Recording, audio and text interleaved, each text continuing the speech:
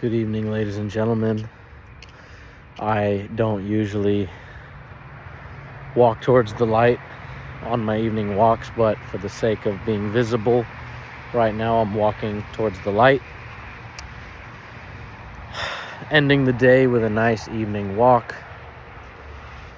Really in this mindset of I have absolutely nothing to prove to anybody except for myself, and I have nothing to lose to anybody except for myself. Literally just trying to be better than I was yesterday every single day. And I'm happy to report right now that I've been on a good streak the last week or so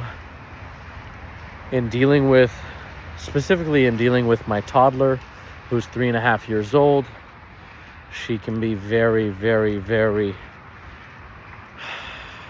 how can I say this? Her behavior just tests me, tests her mom. And, that's what 3.5-year-olds are supposed to do. They're supposed to test you, and they're full of rebellious spirit, and they're full of curiosity and full of just, wonder. So this little one of mine, she's very, very sharp, very intelligent, super clever, attentive, very, very observant. And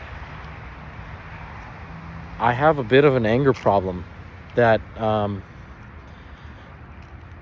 I think was learned to a degree from my father. I have memories of my childhood, of my dad being pretty angry. He cooled down. He really started to cool down, I would say, in his mid to late 40s, which for me was like my teenage years. But I do have some memories of him being a pretty hot-tempered guy. And I'm not trying to blame him, but I do think that one of my flaws, or I guess one of my areas of improvement, has always been my temper or anger issue. And I find myself getting angry sometimes with a 3.5-year-old, and as soon as I actually get the chance to snap out of it, I kind of beat myself up about it, because I'm like, Sasa, what the fuck are you doing, man? You're getting pissed off yelling at a 3-year-old? Like, who's the fucking adult here? But what I think is more effective than that is actually just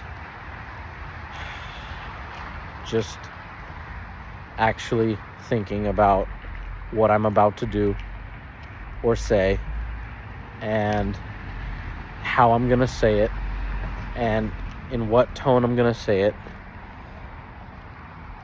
Because I know that later on in life, my toddler, she might not remember the things that I said, but she will remember the tonality and the way that I made her feel. And all these feelings right now are being embedded into her nervous system that she's going to subconsciously carry for the rest of her time. And if I'm not careful, I know I could seriously damage her. And I think damaging your children is inevitable, because that's the whole kicker, right? Like, it's our first time as parents, their first time as people here, and we're learning together. We're learning and growing together. So, that said, I do think damaging your children is inevitable, but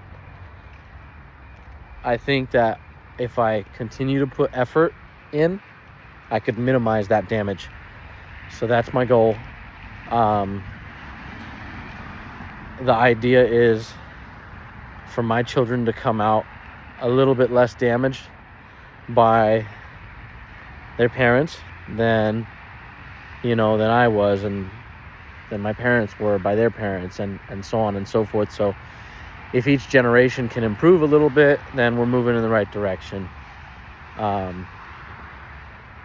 happy to report that for the last week or so, I've been really patient, and I have found myself in a couple instances where I was pretty frustrated, and I just kind of took a breath and just got myself through a little moment and just held myself in the tension. And sure enough, it kind of just passed me by, and I saved myself from yelling or otherwise getting frustrated and expressing it with my daughter. So a win's a win. This is a big win for me, and I'm really, really proud of the progress that I'm making, and I aim to keep it up. And every single day I just want to be a better father, a better man, a better partner, a better Sasan, because I owe it not only to myself, but I owe it to all the people that love me and care about me. Peace. Good night.